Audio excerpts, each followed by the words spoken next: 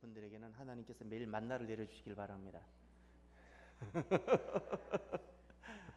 예. 여러분 세상을 볼 때 혹시 눈물이 난 적이 없었습니까? 이렇게 세상을 보면 슬프고 눈물이 날 때가 있습니다. 이성춘 집사님 보고 많이 마음이 아픕니다. 여러분 많이 기도해 주십시오. 때로는 왜 사람이 스스로 벗어나고 싶어 하는데 자기도 모르게 벗어나지 못하고 다시금 매이는 그런 순간들이 있을 수 있지 않습니까?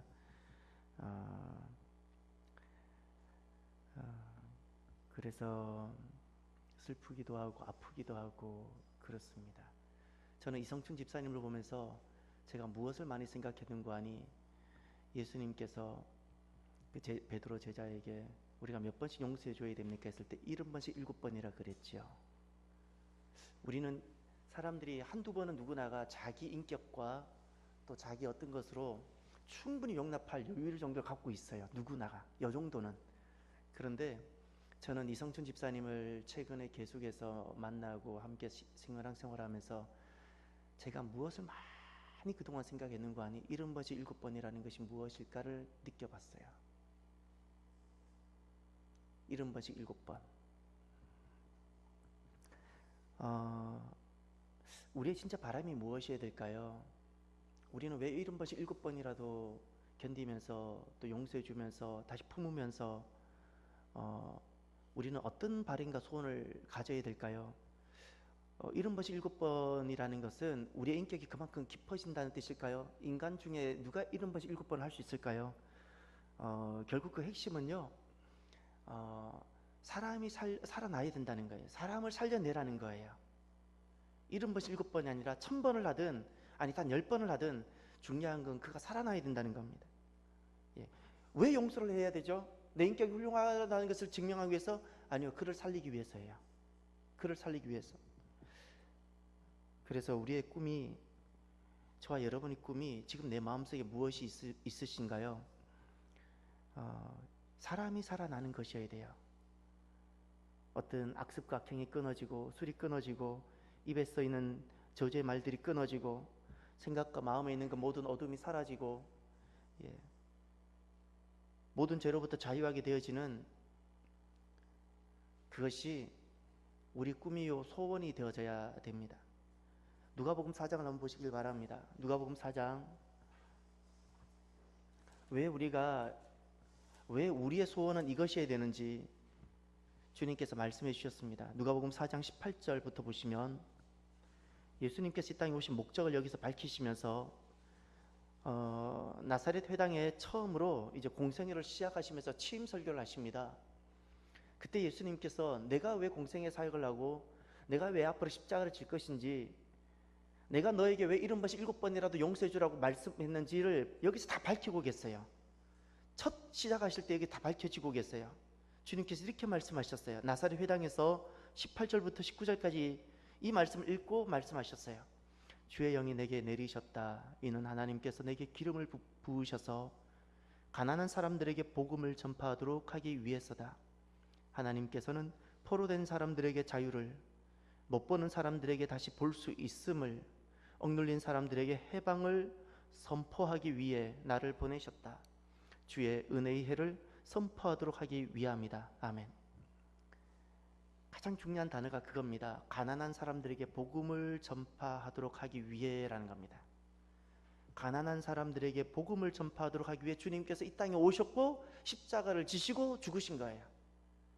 그 가난한 사람들이 무엇일까요? 누가복음에 보면 문자적으로는 포로된 사람들이고요. 포로됐다라는 것은 물질에, 우리가 육을 가지고 있으니까 육을 포로로 만드는 것은 물질입니다.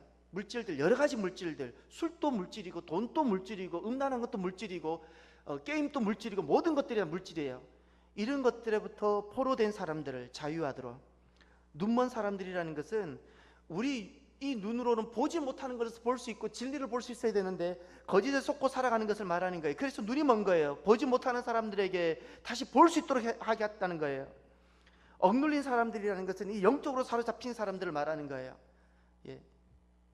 주님께서 그리 오셨을 때 가난한 사람들이라 말했던 것은 돈이 부족하기 때문에 가난한 것이 아니고요. 하나님께서 보실 때 그 가난함이란 누가 가난한 사람인가 하면 포로된 사람, 또 보지 못하는 사람, 또 억눌린 사람, 이런 사람들이 가난한 사람이에요. 이런 사람이 아무리 화려한 집에 살고 있을지라도 포로가 되어 있으면 그 사람은 가난한 사람이에요. 억눌린 사람, 보지 못하는 사람, 하나님 보실 때 다 가난한 사람일 뿐입니다. 하나님을 그래서 우리의 소원은요, 어제보다 오늘 조금 더 돈을 더 모으는 것이 소원이 되지 말아야 되는 이유가 하나님께서 이 땅에 오신 목적과 그것이 일치되지 않기 때문에 그래요. 그것이 우리 하나님의 목적, 예수님이 이 땅에 오셨던 그 목적하고 일치가 되지 않기 때문에 우리가 조금 더 여러 가지 환경이 달라진다고 그것이 결코 나의 가난함을, 하나님 보셨을 때 그 가난함이 해결되지 않는다는 사실을 기억하셔야 됩니다. 가난한 자를 다른 말로는 성경에서 죽은 자라 말합니다. 오늘 본문에 보면, 오늘 본문으로 돌아가시면 그 가난한 자를 이렇게 표현합니다. 12장 1절에 유월절이 시작되기 6일 전에 예수께서 베다니에 도착하셨습니다. 그것은 예수께서 죽은 사람 가운데서 다시 살리신 나사로가 사는 곳이었습니다. 죽은 사람이라는 단어가 보입니까? 가난한 자의 또 다른 표현입니다. 가난한 자의 또 다른 표현. 오늘 본문에 죽었던 나사로가 다시 살아나서 예수님을 모시고 이제 잔치하는 본문이죠. 지금 오늘 이 본문이 우리 눈에는, 여러분 눈에는 어떻게 보입니까? 불행하게 보입니까? 가뜩이나 살기도 어려운데 이 가정은 진짜 가난한 가정이었을 거예요. 부모가 등장하지 않기 때문에 나사로는 아마 소년소녀 가장이었을 것이고, 어쩌면 막내 동생 마리아는 먹고 살기 위해서 어쩌면 아주 어렵고 그 여인으로서 고통스러운 어떤 일을 했어야 될지도 몰라요. 먹고 살기 위해서. 아무도 자기를 돌볼 사람이 없으니까. 그런데 지금 그렇게 가난한 사람들이 지금 많은 사람들을 초청하고 예수님을 모시고 지금 잔치를 하고 있어요. 이것이 어떻게 불행하게 보이나요? 여기에 지금 기쁨과 감격이 가득하지 않습니까? 행복이 흘러 넘치지 않습니까? 예? 우리가 오늘날 우리 집안을 두고 기도한다면, 내 영혼을 두고 기도한다면 내 집안은 어떤 집안이 되어져야 되고 내 영혼은 어떤 영혼이 되어야 될까요? 그것은 죽은 자 가운데서 다시 살아나는 집안이 되어져야 돼요. 죽은 자 가운데서 다시 살아나는 집안. 아무리 재물을 많이 가지고 지위가 세상적인 신분이 상승할지라도 잊지 마십시오. 그것으로 하나님 보시는 가난함은 해결되지 않는다는 사실이에요. 오늘 이 본문이 진짜 아름답게 보이고, 삭개오가 당시에 온통 멸시와 천대를 받고 있었던 삭개오, 그러나 물질은 많았지만 그 삭개오가 예수님을 만나서 자신의 소유의 절반을 내어놓고 자기가 속이고 착취했던 그것이 있다면 4배를 갚겠다고 하면서 그 일을 실천했을 때, 삭개오가 예수님을 만나고 그 예수님을 대접하는 이것이 불행하게 보이면 그 일을 하지 않아도 되지만, 삭개오가 예수님을 만나고 있어지는 이 삶이 너무나도 복되게 보인다면 우리의 소원은 분명히 달라져야 됩니다. 소원이 달라져야 됩니다. 우리 집안 또는 내 영혼, 내 삶은 어떻게 살아가야 될까요? 죽었다가 다시 살아나는 사람이 되고 죽었다가 다시 사는 집안이 되어져야 되는데, 죽었다가 다시 산다는 것은 도대체 무엇일까요? 다시 살게 되면 어떻게 될까요? 다시 산다는 것은요, 이렇게 사는 삶입니다. 예수를 위해 사는 삶이에요. 2절을 보십시오. 그곳에서 예수를 위해 잔치를 베풀었습니다. 아멘. 다시 산다는 것은 무엇일까요? 죽었던 사람이 다시 살아났어요. 그럼 죽었던 사람이 다시 산다는 것은 무엇일까요? 그냥 생명이 좀 더 연장됐다는 뜻일까요? 아니요. 예수를 위해 사는 삶이 다시 사는 삶이에요. 예수를 위해 사는 삶. 사람들은 주님 앞에 나오면서도 자기를 위해 살아가지요. 그래서 가난한 자입니다. 예수님을 믿는데 자기를 위해서 예수님을 믿어요. 가난한 자입니다. 진짜 예수님을 만나고 나면 더 이상 자기를 위해 살아가지 아니하고요, 예수님을 위해 살아가게 되어져요. 예수님을 위해 자녀를 키우고, 예수님을 위해 남편을 섬기고, 예수님을 위해 봉사하고 이렇게 되어지는 거예요. 예수님을 위해 사는 삶, 이것이 죽은 자 가운데서 다시 살아난 자의 모습이에요. 죽은 자 가운데서 다시 살아난 자의 모습. 오늘 본문에도 보면 예수님을 위해 사는 삶이 여기 등장하는데요.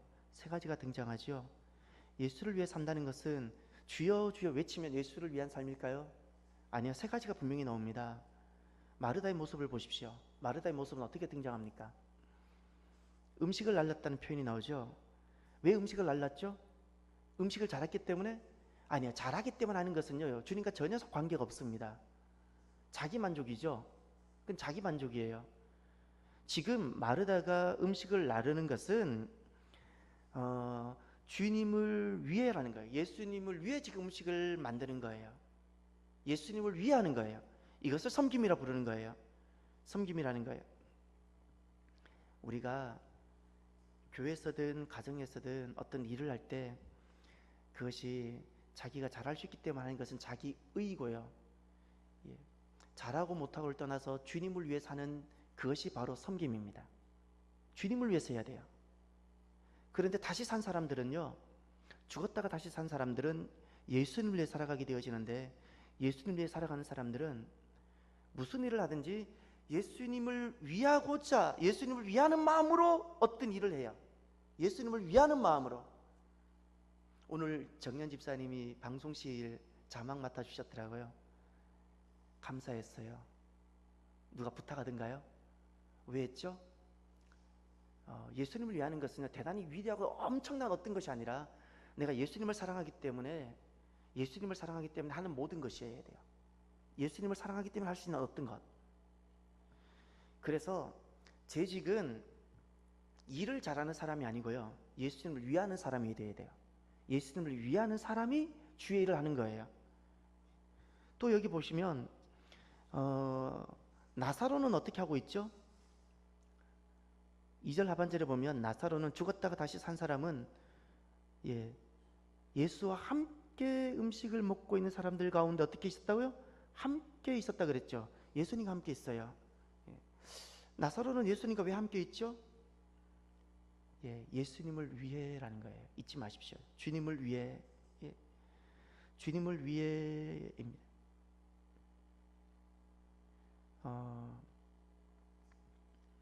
또 마리아는 한번 보십시오. 마리아는 어떻게 하고 있죠?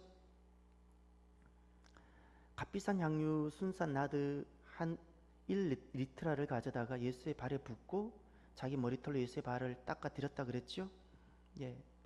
지금 마리아는 여인에게, 결혼하기 전 여인에게 있어서 가장 소중한 결혼 지참금과 같았던 그 본인이 준비한 그 나드 한 근을 예수님께 드렸어요. 드림입니다. 드림. 그리고 자기 또 이렇게 머리털로 예수님 발을 닦죠. 헌신입니다. 물질을 드리고 자기를 헌신하고, 핵심이 바로 드림입니다. 죽었다가 다시 살아나는 사람들은 예수님을 위해 살아가게 되어지는데, 예수님을 사는 삶이라는 것은 예수님 모든 일하는 것이 예수님을 섬기기 위해서예요. 섬김이 있습니다.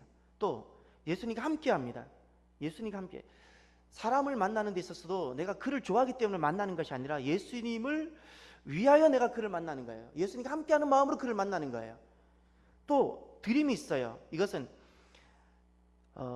내가 죽었다가 다시 살아났기 때문에 이제는 내게 있는 것을 주님께 드리고 싶어져요. 이게 예수님을 위해서예요. 예수님을 위해. 제가 지금까지 헌금 생활하면서 단 한 번도 내가 이 헌금을 하면 교회 재정이 좋아지고 또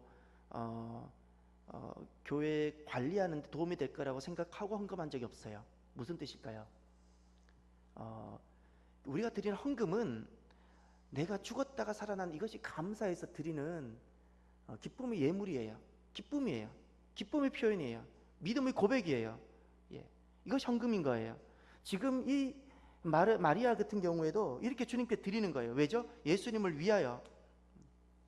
지금 그래서 이 집안에 3절 하반절에 보면 이런 표현이 있죠.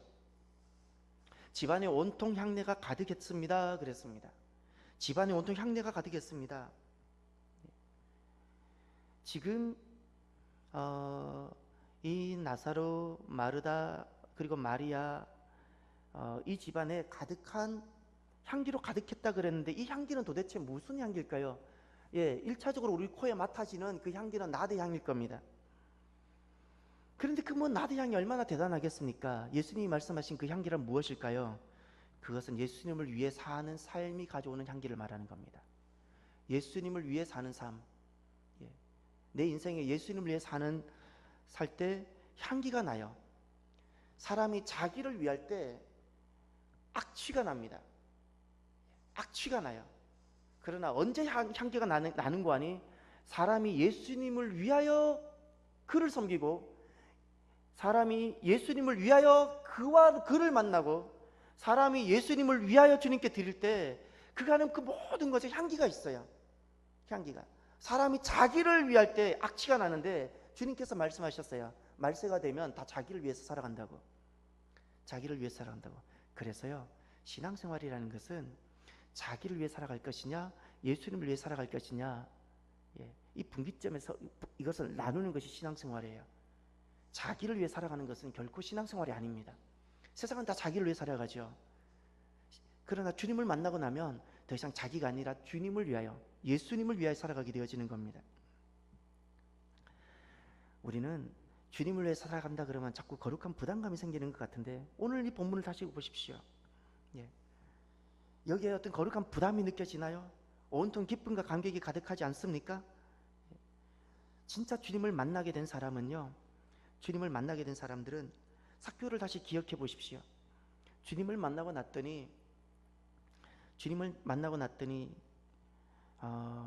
그는 그 다시 살아난 그 기쁨, 또 주님을 사는 그 즐거움이 가득해서 전에는 생명 같았던 그 돈을 절반이나 내놓고 토색한 것을 4배나 갚는 그런 일이 일어났어요. 이것이 실은 다시 살아나는 기쁨이에요. 이것이 기뻐 사는 거예요. 여러분, 나는 무엇을 지금 소원하고 기도하고 있습니까? 하나님께서는 우리가 남들보다 조금 더 나은 삶을 살도록 하기 위해서 예수님을 이 땅에 보내셨고 예수님 십자가를 지셨을까요? 그렇지 않습니다. 다시 살아난 기쁨, 그리고 주님을 위해 사는 즐거움, 이것이 집안에 가득하고 내 영혼에 가득하게 하기 위해서 주님께서 오셨어요. 그래서 우리가 결코 빼앗기지 말아야 되고 또 간직해야 될 것이 있습니다. 7절과 8절을 보십시오.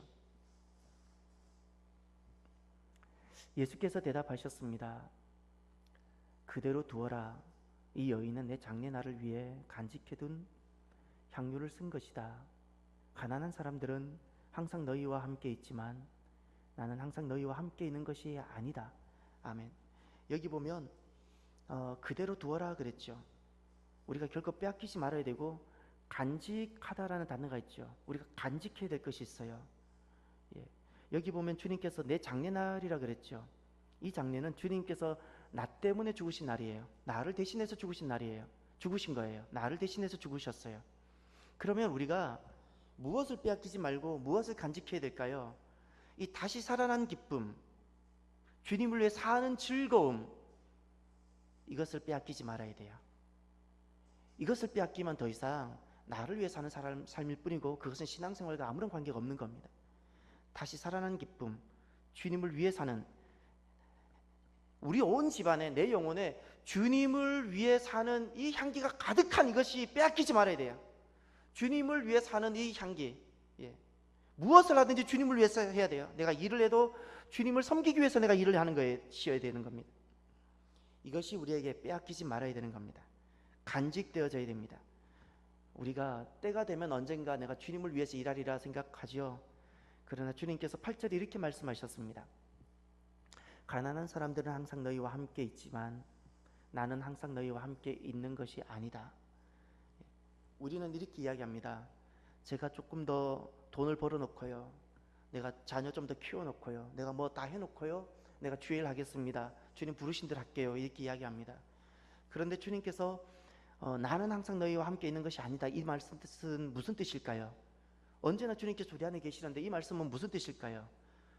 우리가 주님을 위해 섬기고 주님과 함께하고 또 주님께 드릴 수 있는 때가 있다라는 겁니다.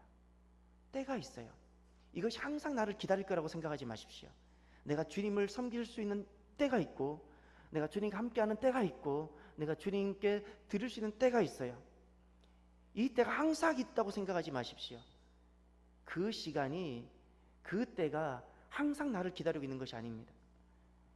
그렇기 때문에 우리가 빼앗기지 말고 지금 간직하며 예수님을 위해 오늘을 내가 살아가야 되는 거예요.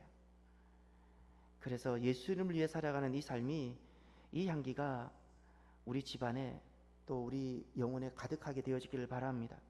이 시간 잠깐 눈을 감으시기를 바랍니다.